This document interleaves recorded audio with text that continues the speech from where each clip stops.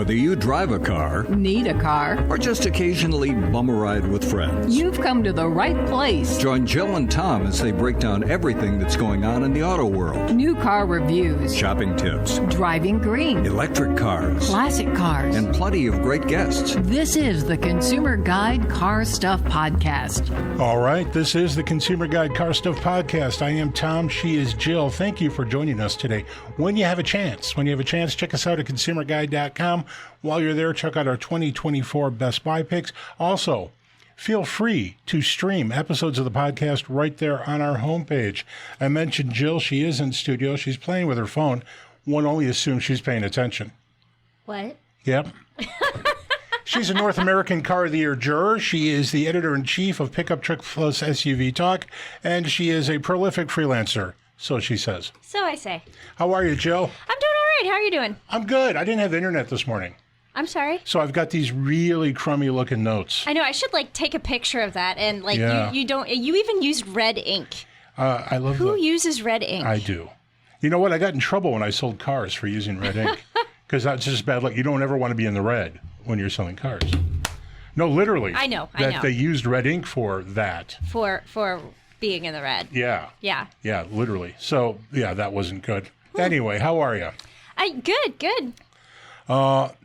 I don't want to talk about this for too long because we're going to have Brendan Appel on the show in a couple of weeks, and we're going to be talking Ford Mustang, among different things. But did you hear the news about the Ford Mustang? Which news would that be? The Mustang Mach-4. No, I did not. Ford apparently about to expand the Mustang brand beyond Mach-E and the core vehicle. There's going to be a Mach-4 four-door version of the vehicle. None of this is confirmed, but it's more or less confirmed. And a Baja version of the vehicle, which is interesting. So a lifted off-roady version of the vehicle. I have no words. What else are they going to do? Mustang doesn't sell like it used to. So you have this powerful heritage brand that means something to a lot of people. And if you can apply that to a sporty line of products at this point, why wouldn't you do it? It's not like you can water down the brand. The Mustang, the car, the coupe that we love, is not going to sell better in the future. The market is Says moving away. you. Well, The market could change. no.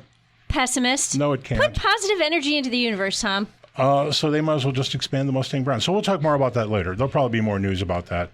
So it's weird. It's a little unsettling, but there you have it. Yeah. Mustang Baja. Boo. Now have you seen the insane Baja version of the Porsche 911? It's an aftermarket conversion. It's profoundly expensive, and apparently it's very good in off-road applications. And it looks cool as heck. Well, so speaking of cars that should never go off-road that do, I don't know if you've ever met Emmy Hall. Do you know Emmy? I know she's an off-road driver person. Driver person. But no, I've never met Emmy. Okay, thing number one, a little bit off topic, coolest person in the world. If you don't know her, you should go find her and follow her. But here's why. It's a lot of work. But she's super cool. I hear you. You want to know her. She has a Mazda Miata called Buddy. Oh, I've seen this car. That she has souped up for off-road driving. And she has done off-road rally races in that vehicle and won. Yeah, I've seen that car. That's pretty cool. Yeah, and I know there was a Blip Shift T-shirt of Buddy.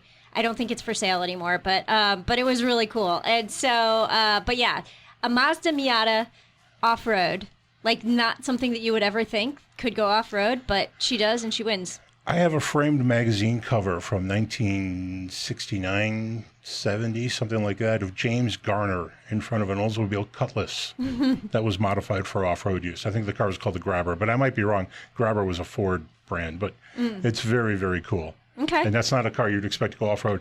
But James Garner can do anything. Yes, he can. All right. We were talking a little bit about Jeep issues over the last couple of weeks. Interesting news for Jeep. The Compass coming back for 2025. Pretty significant price cuts. Okay. And to follow a trend that I've been following, they lose a trim level. Everyone is simplifying their lineups now. Well, you know what? They should, because I feel like they've gone kind of over the top with Timberline this and Signature that and Platinum. And it's like, what's the difference between Signature and Platinum? Why do you need both of them in your lineup? But also, at any rate. Also, sometimes it seems as if the price leap between two trim levels is not significant. Yeah. Like, why would they do that? Yeah. But the Compass available last year in Sport, Latitude Plus, limited in Trail Hawk. I'm sorry, it was Latitude Lux, forgive me. Started at $27,495. This year, for 2025, it's going to start at $27,495. But then the Latitude starts at around $30,000. It's $2,000 less. The Limited starts around $34,000. It's about $1,500 less. And the Trailhawk starts around $34,000, and it's $1,500 less. Okay. So they've cut prices. I understand they've added some content too. And then they killed a trim level, which was the Latitude Lux in a weird simplification move. So there you have it. I don't know how much I love the Compass. It's much better now that it has that 2-liter turbocharged engine. But it's always been just a little bit crude. Yeah, I'm trying to remember the last time I drove the Compass, and I actually, especially for a city vehicle, I really like it. It has good off-the-line starts. I don't remember loving the auto stop start, but I don't like that feature in any vehicle. And I remember thinking that the safety systems were a little aggressive, but I think in most modern vehicles, I know you can in Toyota vehicles, you can turn that stuff off and you can set the sensitivities. We're also at a point where we're still in the development of that stuff. Yeah. Like it came online only like 5, 6, 7, 8 years ago. Yeah. When we started hearing about Honda Sensing and its suite of stuff. And that stuff's getting better each generation. I think the next generation of cars, that stuff's going to be a lot better. Yeah. No, I 100% agree. And but some of the systems, especially when you're driving in a city environment where maybe you're driving a little bit closer than you would like in a suburban environment, like it's like, and then it's like slamming on the brakes, which is going to get you in an accident. And so you never like. My whole thing about these safety systems is they should never create a situation where you are forced to turn them off because they're there for a reason and you want to be able to use them and you want to like them. To some degree, this is the problem with autonomous vehicles. Yeah. Because it's fundamentally the same stuff, just not as sensitive and just not as extensively applied. But yeah, I hear your point. It's getting better and better. Early systems were bad. Yeah. And your car would brake automatically in weird situations where you didn't want it to. Like driving down the highway? But I actually, no, I've never run into braking on the highway. But one of the things I ran into on the highway a lot was the lane keep assist kicking in when I didn't really want it to kick in. And it's a little freaky when you're not thinking about it and the steering wheel starts tugging you in one direction. Were you not using your blinker while trying to change lanes? I wasn't trying to change lanes at all. Usually what happens, and you know what, on Route 90 out of Chicago towards the suburbs, there's a fairly significant curve past O'Hare. And that curve, I think, also involves an elevation change. I think you're going up, and that screws up a lot of systems. And it will start tugging on the thing. Yes, but if you do change lanes without a turn signal, it'll think you're drifting. Yes. And then you'll get the little coffee cup light that'll blink on the... Time to take a break. Yeah, you're drunk, buddy. Yeah. Pull over. Anyway, Compass is coming back. Oh, you know what I wanted to say about the Compass? I was at the Chelsea Proving Grounds, the formerly FCA, now Stellantis, Chelsea Proving Grounds in Michigan, and I had a chance to drive the Compass Trailhawk. This is a previous generation off-road. That should not be that good off-road. Okay. You know, it's just a classic. But it's a Jeep. Yeah, it is. It should be that good. But that's part of the problem with the Jeep is that particular vehicle, very well executed and extraordinarily good off-road, and would be great in snow. Or after a terrible earthquake and the whole world's falling apart and you just want to survive. It might be good then too. But the rest of that lineup was never all that off-roady. And you could get it with front-wheel drive, which it seems antithetical to the Jeep experience. So we'll see where this goes. Okay. All right. BMW? Yes. It's an automaker. M5 wagon. Yes.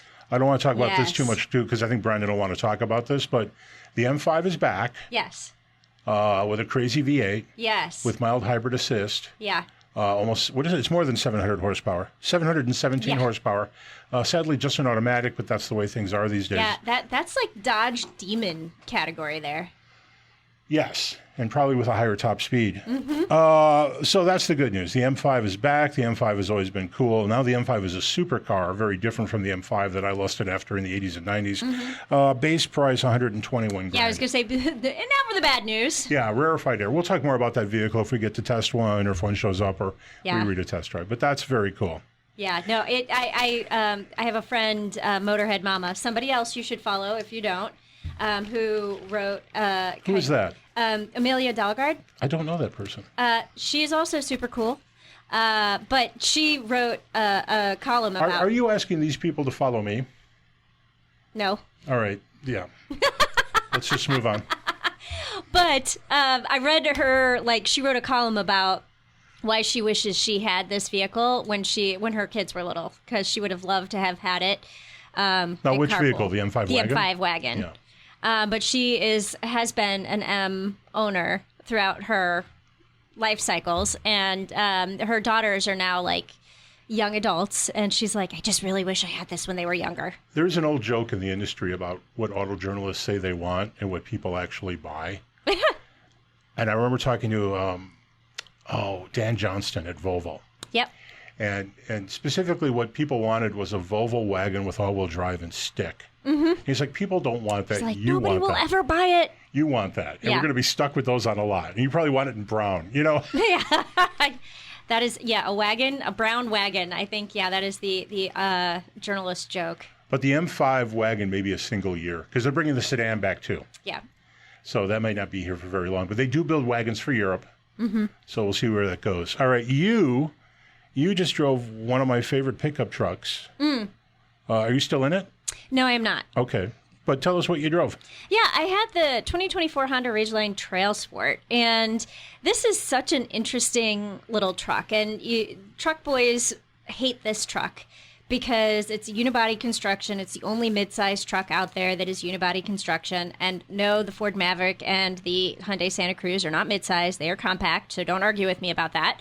But so it is the only midsize truck that is unibody construction. It essentially is built on the same frame as the Pilot and the Passport. Yeah, but a reinforced version of that frame, but yes. Yeah, and it is... Honda will argue with you that it's not unit body. Yeah. That it's in fact unit body and body on frame. And I've seen the diagrams and I'm like, sure, whatever. Yeah, let's put a bumper sticker on it that says coexist. But it is a great little truck. And it has so many great features because the underbed storage is voluminous. It is huge. And you could fit groceries, packages, there's golf bags. There's literally a trunk in the bed. In the bed. And it's surprisingly big. And it has a spare tire, and it has a stopper. So if you wanted to use that for tailgate and put ice and beverages in there, you could totally do that. It has a seat, the rear seat flips up, and you can store stuff under that. So for living in a city, pickup trucks are hard because you have very few places to hide things. And my rule about living in the city is never leave anything visible. From a security point of view. Yeah, you never leave anything visible in your vehicle. Trucks make that hard. But the Honda Ridgeline makes that super easy. And it has so many functional features. But what I don't like about the Honda Ridgeline is it's a little bit dated. And it's funny because a lot of the people, I've posted several TikToks and a couple of YouTube videos about it, and several people have commented, it looks like a Honda Odyssey with a truck bed. And so they give it, I think that there are some things that could be done to it to make it look a little bit more aggressive and a little bit more truck-like, and I think that people would stop throwing shade on this truck because it is really great. We should talk about what it is, though. And that is, it's really a version of, as you mentioned, the Honda Passport Pilot. Passport Pilot, thank you.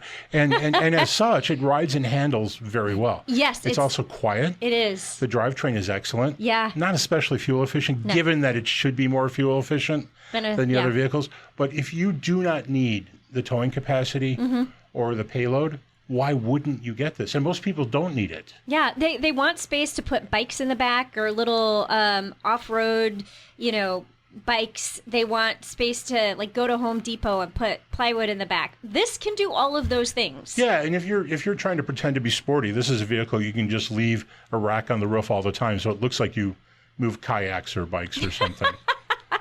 but yeah, I've always loved the Ridgeline, and I thought I'd try to talk my daughter into buying one, but that's not going to happen. She argues that she's too small for something like that. But you had called it small, but it's actually not less roomy in the cab than any of the other midsize pickups. And I would actually argue it's roomier in the cab than other midsize trucks. And I mean, I don't know if that's due to the unibody construction, but I sat in the back seat and had plenty, like, okay, I'm 5 feet tall. I'm going to have plenty of legroom in most vehicles, but I felt like the back seat was very roomy and roomier than something like the Toyota Tacoma or even the Ford Ranger. So you drove the TrailSport, which was new last year, I think? Yeah. Or was it new this year? I think it's new this year. Yeah, and that's basically an off-roady version. There's already a TrailSport of the Big, Passport. beefy tires and orange accents. Does that compromise the general ride quality or handling at all? I don't think so. Keep in mind, I'm driving it mostly in Chicago, which is full of potholes and speed bumps, and so I had a lot of fun this week, like not having to go 2 miles an hour through city streets. You welcome the welcome the additional changes ruggedness and the cushiness of the ride and handling. That was certainly another area where this did very well in the city. In addition to some of the dated graphics and some of the tech, like the rear backup camera. Graphics where, like interior? In the infotainment screen. Okay. In the backup camera isn't super clear. Really? Yeah, I didn't. And when you back into a dark garage, it's a little bit dim.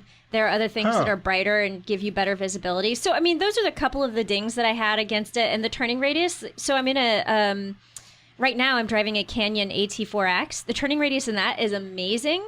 The turning radius in the Ridgeline was not as good as this.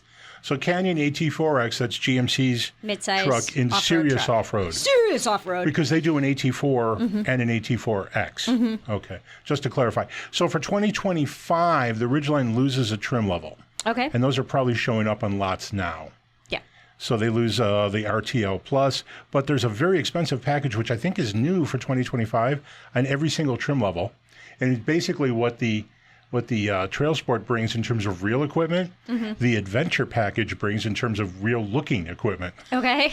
But it's $4,500. Yeah. On every trim level, including the top line Black Edition. So there's Sport, RTL, TrailSport you drove, which is, I think that's the equipment. TrailSport is just the RTL plus off-roady stuff. And now the top line is Black Edition. Okay. And I'm tired of colors being trim levels. And you can get the Black Edition in other colors, so... It's a blacked out appearance package. Yeah. I'm assuming. I haven't looked at the 2025 model, but I'm assuming there's like blacked out accents, grille, wheels, all the things. Not much changes for 2025. Yeah. Also, people go shopping now. That's probably what they're going to see on lots. Yeah, I mean, I haven't seen much about the 2025 Ridgeline, and I have had people say 2025 model isn't out yet. Well, okay, by the way, 2025 models start coming out about now. Yeah, it depends on the maker. Yeah. And sometimes they cut a model year short for way different reasons. Yeah. So we never know what's going on with that. Real quick, fuel economy and price. So I did not get a sticker sheet that I saw with this vehicle, so I did not have the pricing. I am remiss in that I did not write down prices. I figured you usually would do that. So I was like, I'm not going to look that up. Tom will have it. I was about to get cocky and go, well, let me tell you. But yeah. I don't have. Oh, no, I do have it. Okay. Starts at $47. Okay. Right. Which is pricey for a midsize truck.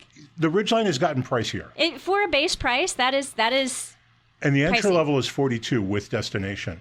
So it starts over $40 now. Yeah, and I would say most midsize trucks are going to start in your mid-$30 range. Yeah, they're stupid expensive. Yeah. Relative to where you think they would be. Yeah, I mean, keeping in mind, the average transaction price of a new vehicle these days is $48,000. Yeah, that's the transaction price, though, not the list. No. So that's the negotiated price.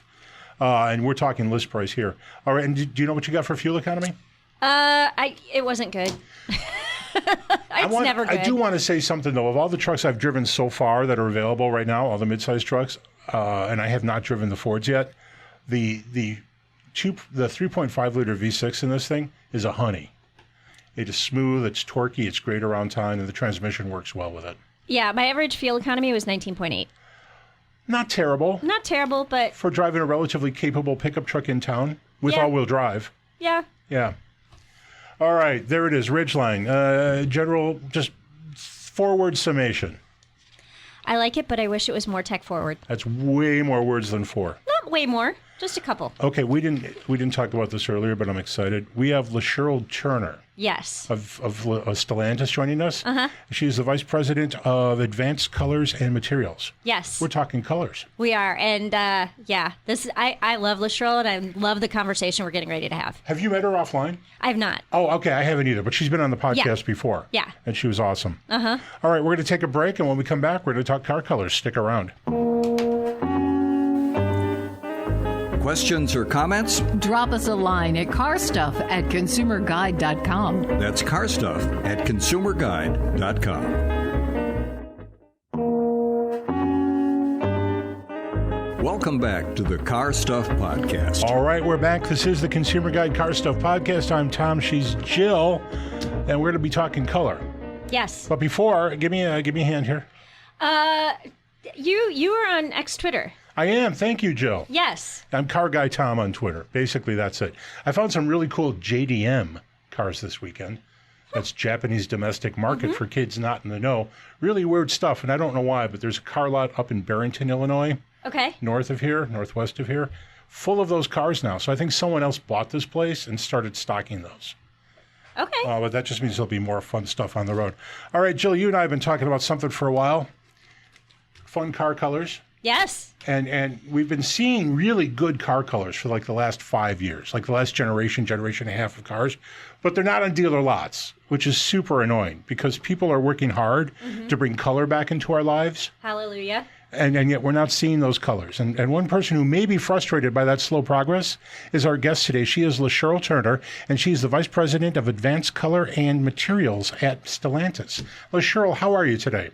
I'm great. How are you guys doing? Thanks for having me. Oh, thanks for joining us again. I don't know if you remember, but you were on the show maybe 4 years ago. We had a great visit. I remember. It was awesome. Well, thank you for joining us again. We talk a lot about color here. And if I was going to ask you one big question, why are you developing great colors for cars, and why aren't we seeing those on dealer lots? Yeah, that's a good question. I mean, it's almost like, we do work in a lot of different color spaces, and it's just about timing when those colors come out. For us, we like to drive by a dealer lot and the colors that we have in our lineup sitting there. I think Wrangler does do a great job of that, especially at the dealership.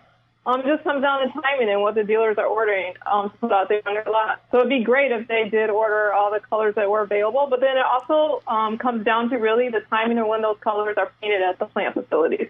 Okay. So that's sometimes why you don't see the full lineup sitting at a dealer lot. Can we blame would be great. Can we blame to some extent COVID for having kind of depleted color from dealer lots? I don't think you truly blame it on COVID. Let's say right now, 100%. I do know that did have a little bit to do with some of the colors that you didn't see that were available and even interior color combinations. Some colors had to be restricted. But I do think that you'll see color is back out there, especially, of course, I'm going to be biased for Stellantis, right? Sure. Especially on our Jeep products and Dodge. I mean, I think that's pretty much what we've been known for, especially for, specifically Wrangler and our Dodge products. So hopefully customers are noticing that, hey, color is out there, it's available, especially our colors that pack a punch, right? Oh, yeah, and I was going to mention this, too. Like, fun colors started maybe a decade ago, and Toyota started to use some great colors on its trucks, and then we saw that the affordable Korean models were often available for fun colors. But now it's like Jeep has got some awesome colors out there, and I wanted to ask you a little bit about brand and positioning and color. Obviously, Jeep seems like a brand where you can have more flexibility and have more fun with color. And is that a struggle, or how do you guys determine how to apply more adventurous colors where you're working with like Jeep on one hand, or maybe you're dealing with the Wrangler on one hand and the Grand Wagoneer on the other? Right. I mean, the first color is where we have our most, I hate to say fun, but it is fun, where we can make the biggest, greatest difference. And you bring up, a good point. We've got Jeep, we've got Wrangler, and we've got Grand Wagoneer, two vehicles that have two different personalities, right? So you won't see like the same color specifically that's unique for Wrangler to say that's got a high punch. Because I think right now high velocity that's out there. You won't see that on Grand Wagoneer. Grand Wagoneer is a more premium series. But, for us, it's a great opportunity for us to fill up that Wrangler exterior color palette, as well as at the same time thinking about what we can do for Grand Wagoneer. So we do have the capability to work color in a few different ways. It all goes down to what color fits best on that vehicle, that product, or how that vehicle will wear that color well. And how do you decide that? Makes sense. Do you guys present colors? You do market research on color, or is this by feel, or do you go out and just watch how people act at dealerships? Oh, yeah, we do our research. I mean, I'll make a kind of corny, boring joke. It's not like we're just sitting here in our magic bag, let's take this color out today. No, we do a lot. We do a lot trend research. We take a look at what our competitors are doing as well. But, we do have a great connection with our paint suppliers who, we're not just doing this by ourselves. We are really closely connected to our paint suppliers out there. We take a look at what they're doing, what they're showing us trend-wise. We do a lot of ground research ourselves within the design studio. Unfortunately, doing color material research isn't like, when you see the new Nike color combinations come out, because those have such a fast turnaround time. So for us, we've got to be really conscious and be aware of the colors that we are putting on our vehicles, because we do want them to have that everlasting impact for the customers. So you had mentioned that you kind of have to look at color in two different ways because of, you have some higher end vehicles, you have some more fun vehicles. So I'm going to ask you a color question in two parts that goes two ways. So first, what is your favorite color, like not name, just the color, like for the vibrancy or the texture, but like the color? So what's your favorite color and what vehicle is it on? And then what is your favorite color name? Oh, so this is so hard to answer that question without saying the color space and the name. Okay, so this is really kind of sad, but if you ask me my favorite color, my vehicles are usually gray or black. What? But, right, I know.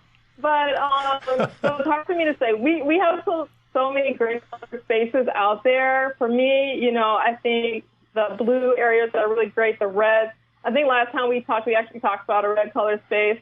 But I think right now that's out there because we just brought it back for Wrangler, but we also made it debut on Gladiator as our Tuscadero color space, right? Oh, yeah. Because it's either you're going to love it or hate it, but it's just such a great color. You think about pink being maybe only resonating with female buyers. I don't think that's the case because I've seen some men out there driving Tuscadero Wranglers, which is pretty cool. For me, I would drive a Tuscadero all day long, but unfortunately mine is currently black. But I think the blues and the reds, we've got such great color spaces. It's really hard to say what is your absolute favorite one.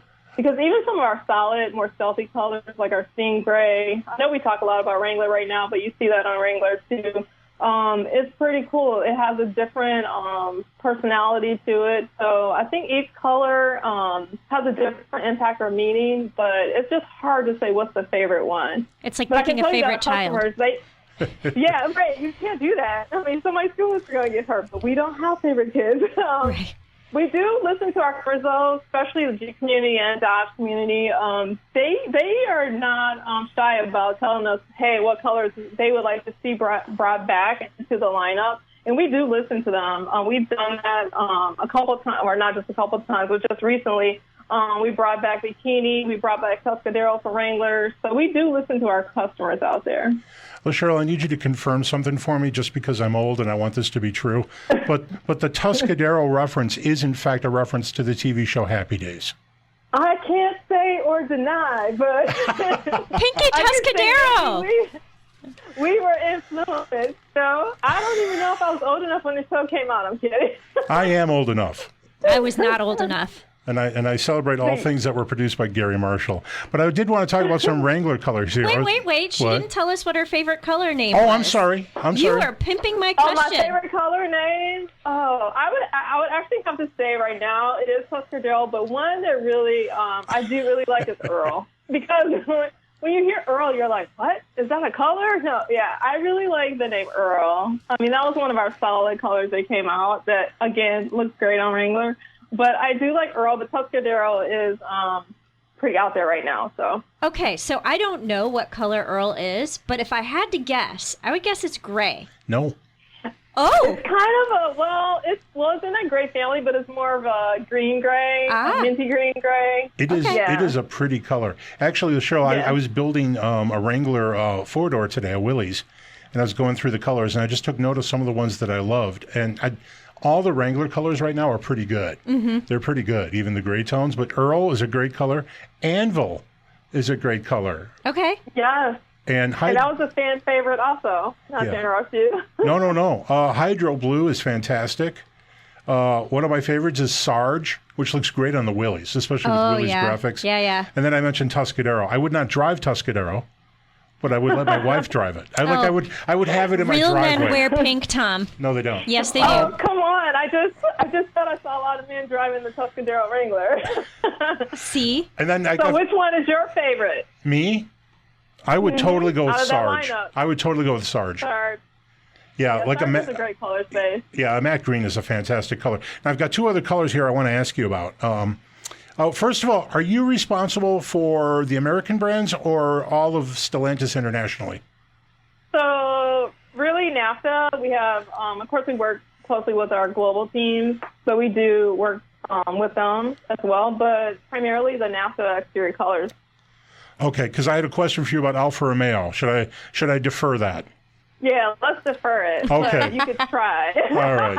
We'll push that one back. But I wanted to talk a little bit, real quick. I was looking at the Grand Wagoneer, the most luxurious and expensive vehicle in the Jeep lineup. Now, those are some pretty sedate colors, but velvet red pearl, gorgeous. Gorgeous. Yes. I mean, our color palette for Grand Wagoneer, really we were trying to set that tone of not just luxury, but also focusing on jewel tones. So if you look at, velvet red, that's kind of like one of those mysterious jewel tone colors where, if the sun's out and it hits it, it really brightens up, lights up. And then if it's kind of a cloudy day, it goes a little bit dark, a little bit mysterious. I think it looks really great on the Grand Wagoneer. And then I wanted to ask you about the Hornet. The Dodge Hornet, sporty compact crossover. Lots of great colors there. Like all the colors are great. Blue Bayou, Hot Tamale, Blue Steel. But I've never seen one of these colors in the flesh, and I need to see it. And that's Acapulco Gold. Yeah. Is that a popular color? It seems aggressive and even startling. But there's got to be an audience for that because it's awesome. No, I think Acapulco Gold is really a beautiful color space. So if you think of, Dodge or Charger Challenger, I won't say back in the day, but, our Gold Rush color space on there, it was a pretty yellow that was out there. It was kind of impactful. Acapulco Gold is a little bit slightly darker, a little bit more mysterious. So it's actually a really beautiful color space. Yep, I think you should go check it out in person. You know what? I will. And I live near plenty of Stellantis dealerships, so I can do that. So tell us a little bit about what you think the future of color is going to be. There's fun out there right now. It seems like the public, or maybe because dealers are a barrier and they want to inventory just the stuff they can sell in a minute. But are we going to see more color in the future, or is it going to become more vibrant or more restrained? I feel like color is really, I hate to say making a comeback, but it's not making a comeback. It's really here to stay. Especially if you look around. I mean, there's so many great color spaces, not just the, I say the stealthy, solid color spaces like the grays, the darker greens. So you'll see, even how we have our Sting Gray, our Anvil colors in our lineup as well as Earl. I think color, I have to say has to be here. It has to be here, not just for, design office and us designers, but for our customers. Because I really feel at the end of the day, it's about having a choice for the customers out there. You always have your customers who want their black, white, silver, red spaces. But I think there's that customer bank who really is looking for that color, that color that resonates with them. It's all about when you walk up to the vehicle. Is it the color that catches your eye? What's catching your attention? What's making you feel like, hey, that's the vehicle for me? So I really feel the color is still going to go pretty strong. The color spaces will change, but I think it's definitely here to stay. If anything, it should keep growing. Interesting thing about color, too, and I didn't write this down in my notes, but it just popped into my very confused head, and that's that one of the things that happened in the last generation of cars, maybe generation and a half, is that we've started to see extra cost colors. So consumers are paying extra money for color. Are you seeing that as a barrier for color or a reinforcement that there are people who will pay extra if a color is really strong? I think that some of the customers will pay extra if there's a color that, that really resonates with them. It just, really touches, I hate to say touches their soul, but touches their soul. It's almost like I would relate it to, like, hey, if you go shopping, there's something, that catches your eye. This is expensive purse, that you just got to have, you want it, it touches your soul, you're going to go after it. So I wouldn't say that cost would really restrict our customers. I hope not. I can't say that, that's what we're doing with our product. But I really think that if there's something that a customer really wants, I don't think they'll let that deter them from purchasing it. I hope not. And then, sometimes it comes down to technology with that color space, why there's a cost associated with it as well. So I want to go back. It's also, oh, sorry. Go ahead. Keeping progressive and being ahead. Yeah, sorry about that. No, that's okay. Because I wanted to go back to color names a little bit because, you mentioned like Earl and Tuscadero, and you have so many just very descriptive and creative colors. So I just wanted to talk a little bit about like where do you find inspiration for color names, and what kind of discussions do you guys have around like coming up with colors? I can honestly say that naming the exterior paint colors is the most exciting part. I mean, creating them as well, but I think it brings out the best in everyone when we're working together. So when we name our color spaces, right, it's all of us. It's a team effort. It's a family effort. It's everyone from design office to marketing to brand. So we're together, in a room, throwing our names out there, looking at the color spaces. And some actually, we've come up with some crazy names that, we can't release or we won't. But it really brings out the best in everyone. And I don't know, I think I might have mentioned this last time we talked that, we had a brown space that we were looking at one year, and the VP of Jeep at that time sent me a photo, and it was actually during Thanksgiving. He was making Thanksgiving gravy. He was naming it Gravy, and I'm like, no, we can't do that. We can't do that. I mean, we've had some pretty crazy blues out there. Like, we had a blue that was so, like, in your face, out there, eye-catching. But when we looked at it, we're like, oh, this totally looks like Windex, but we can't name it Windex. Windex is out there. It's branded.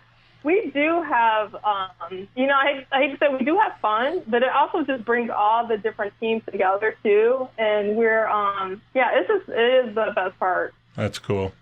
Well, Cheryl, we're running out of time, but is there anything you want us to know about Stellantis Color before we go? No, I would just say, hey, we're just making sure that we've got color spaces to offer for our customers. We want to keep that momentum going. It's about keeping that momentum going, and I'm excited. And I'm excited to be here again. Thank you for having me. Oh, thanks for joining us. And for people who have not looked at Stellantis colors recently, go past a Dodge, Jeep, Ram, who did I forget? Chrysler dealership, because the lot is full of great color. Well, Cheryl, thank you so much for your time today. Thank you so much. All Have right. a good day. That was Lerl Turner. She's the Vice President of Advanced Color and Materials at Stellantis. We're going to take a break, and when we come back, it's Quiz time. Quiz time. Questions or comments? Drop us a line at carstuff@consumerguide.com. That's carstuff@consumerguide.com. Welcome back to the Car Stuff Podcast. All right, we're back. This is the Car Stuff Podcast. I'm Tom. She's Jill. And Jill, I have a bone to pick with you. All right, pick that bone. You don't know who Uhura is, but you know who Pinky Tuscadero is. Everybody knows who Pinky Tuscadero is. No. In the world Yes. of great cultural references, Pinky Tuscadero is kind of fourth quartile, where Uhura, No. probably one of the top 100 people you should know. I disagree with you, and I have to Of course say you do. the reason why I know who Pinky Tuscadero is because, like, pink. I love pink. I've had my hair color the color of Tuscadero on the Wrangler. This is totally off topic, but Happy Days. Yes. Gary Marshall. Yes. That guy should be, he's dead now. But Okay. he should be a quazillionaire. Okay. That guy brought us The Odd Couple, Happy Days, Laverne and Shirley, Mork and Mindy. Holy crap, did that guy have a track record? Yeah, now, a lot of stuff. if you go hang around YouTube and look up Gary Marshall, you will find out that he had about 1,000 misses too. Right. But I can't imagine any studio would ever say no to that guy. Yeah. And All right. Penny Marshall's brother. That's right. And they both went to Northwestern, I believe. I don't know that I knew that. Yeah, I think they did. Chicagoans. Alrighty, it's almost quiz time, but you're probably going to want to talk about Foursquare, Yeah. Social media stuff. 4chan. So, funny story before I talk about my Really? social Oh, media. good. No, literally, you'll get a kick out of this. I already showed you. We talked about it off air.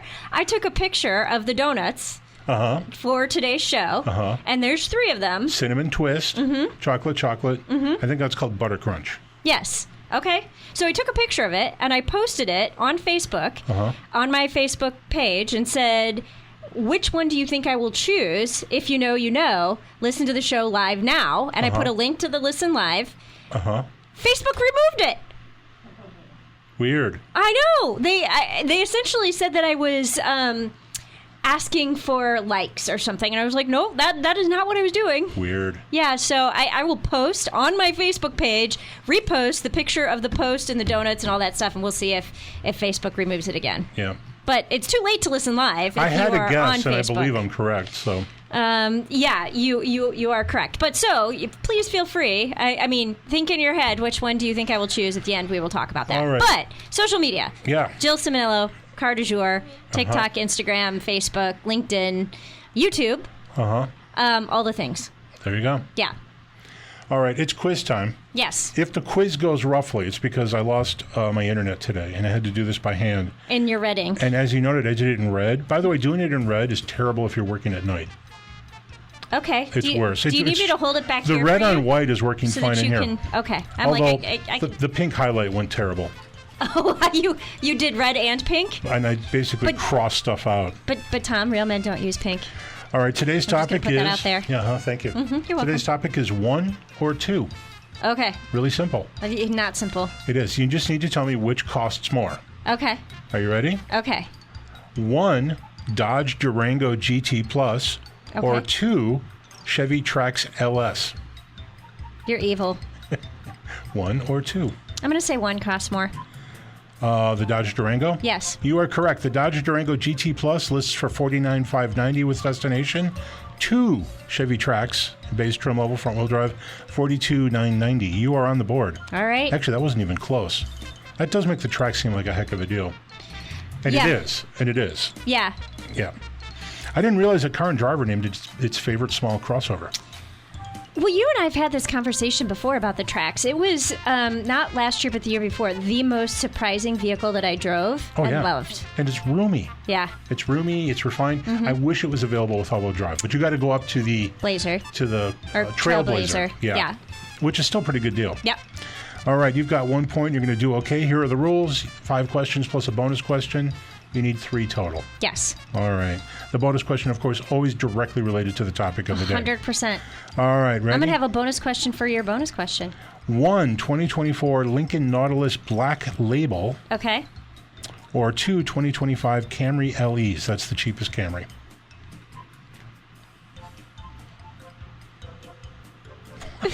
What? Okay, that can't even be close. You're saying the Lincoln Nautilus top tier trim, Yes. the Black Label, Yes. versus the base Toyota Camry? 2 of them. Oh, 2. Okay. Oh, now I understand the game. You didn't, like, you were saying 1 or 2. Like, Yeah. is it the first option or the second option? Yeah. But no, you're saying one of these or 2 Yeah. of these second. Yeah. Got it. Well, you snuck through that first question anyway. Yeah, I totally did. Yeah. I'm still going to go with the Black Label Nautilus. Although the Camry did get a lot more expensive this year. But I'm still going with the Nautilus. As most expensive. Yeah. Yep, you're correct. The Black Label is very expensive. $75,945. It's expensive because you get a lot of equipment and then these really weird concierge services. Yes. Which I don't think drive value. And they're going to hurt the resale value of that vehicle. Because when you go to resell it, you're not going to have any of that stuff to pass on. Yeah. The Camry now starts at $29,535, which is a little bit expensive, it seems to me, for a Camry, but it's now hybrid. Yes. Standard. Hybrid only. So there you go. You've gotten 2 of these correct. Okay. Number 3. Trying to read my handwriting here, but I went and highlighted, and the highlighter's old, and I basically crossed it out. All right. 1, 2024 Range Rover. P400 SE, so that is the base Range Rover. Okay. Range Rover being the largest of the Range Rover products. Mm-hmm. Or 2, 2024, I can't read it, Pathfinder SVs. That's the second to lowest trim level of the Pathfinder with front-wheel drive. You know, I'm going to say 2 Pathfinders are more than 1 Land Rover. It is super close, but the Pathfinder's slightly more expensive. Okay. Yeah, but the Pathfinder is $81,720, and the Range Rover and the Pathfinder's double to come in just under that. Wait, no. So I'm saying that 2... Wait. I did that wrong. Yeah, I'm like, 2 Pathfinders are more expensive. This is what I'm saying, is 2 Pathfinders are more expensive than the Land Rover. Yeah, you're wrong.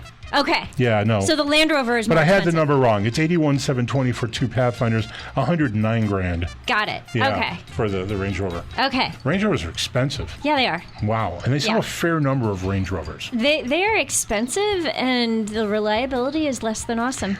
The reliability is a big issue, as is resale value. Mm-hmm. Like if you're digging into that area, just know that there's going to be some pain points. Yeah. But boy, are they nice cars. Oh my gosh, they are quiet, like sumptuous, plush, lovely, beautiful. Yes. I remember once, too, I drove through an ice storm. It was terrible out. And then I was being very cautious, but I was driving this is 2 generations of the Range Rover ago. It was unbelievably sure-footed Yeah. in the horrible. Like, it shouldn't have been that good.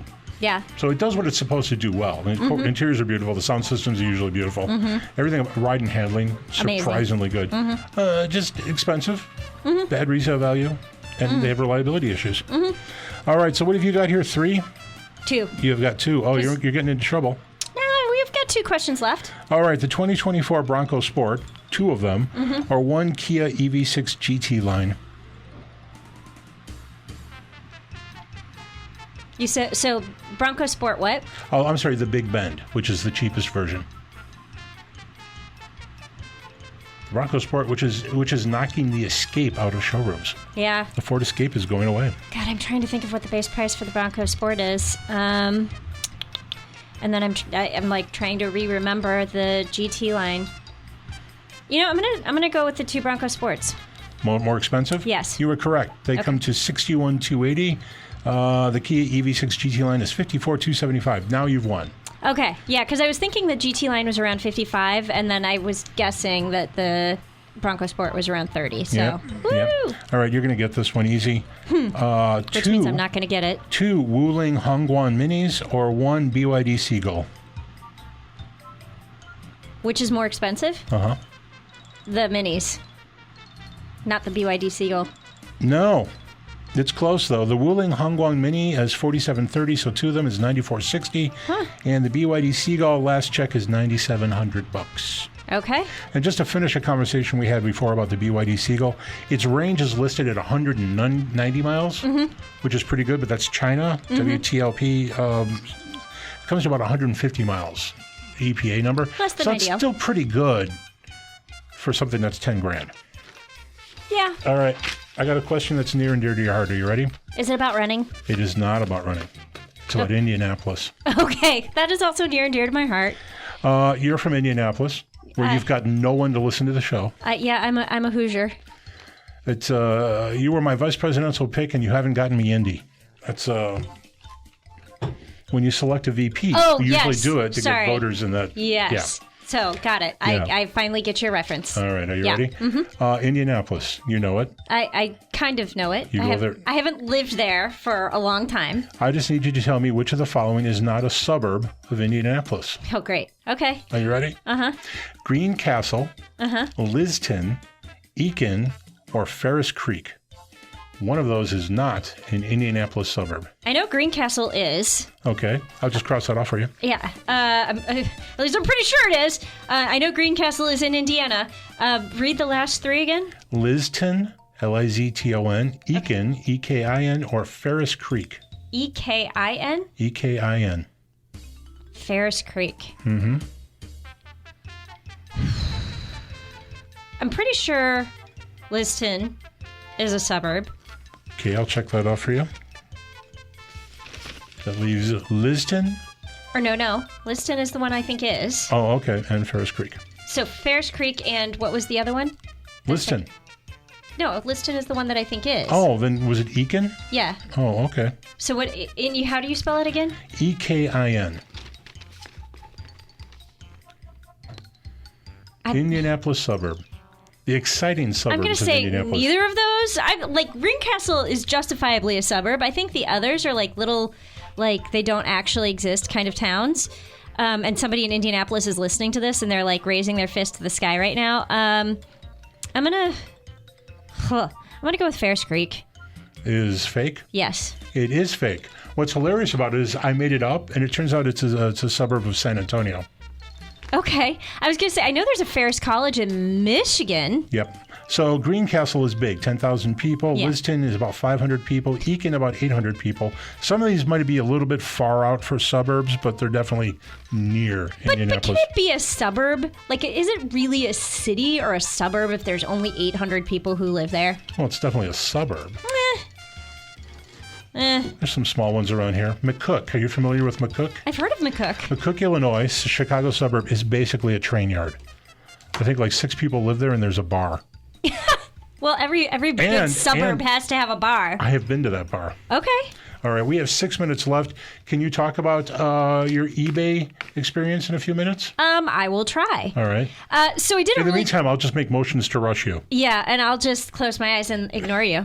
So I did a really cool thing a couple weeks ago. I went to Vail, Colorado with eBay Motors, and they produced 4 vehicles for a handful of journalists to drive. And eBay had not done this before, right? Courted automotive journalists? I think not they've en done masse. a couple of other things, Oh, have like they? with Okay. tires or winter driving or things like that. But this was an overlanding themed drive. So hence we were in Vail, and they... Oh, I didn't realize that. Yeah. Okay, so kind of off-roady. Yeah, kind of off-roady. And so what they did is they picked 4 vehicles, one of which you're just like, huh?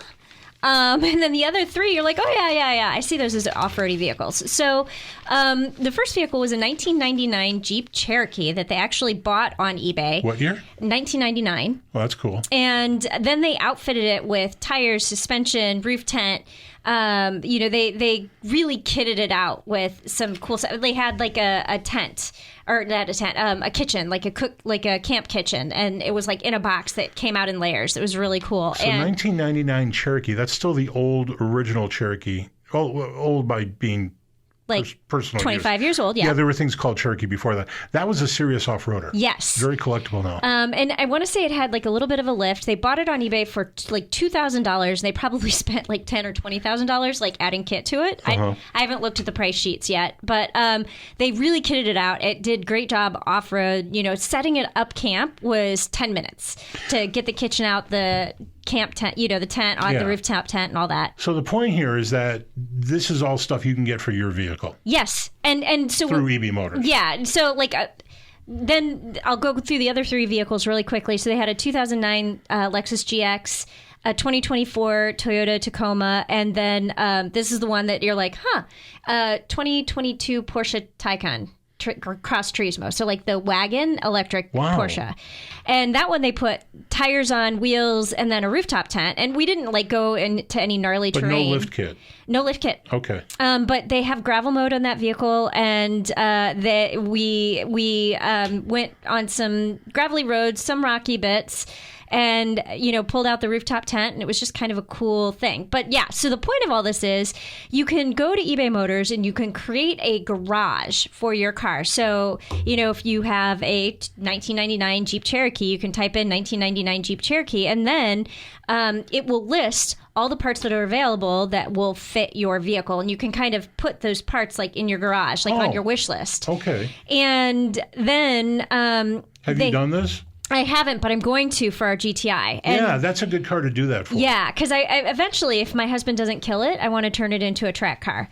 So, but you can go in, you can create your garage, you can, put all the parts on, and then they have a money back guarantee. So it's guaranteed that if you buy these parts for a 1999 Jeep Cherokee, it will fit your vehicle. If it does not fit your vehicle, they will pay for shipping and give you your money back.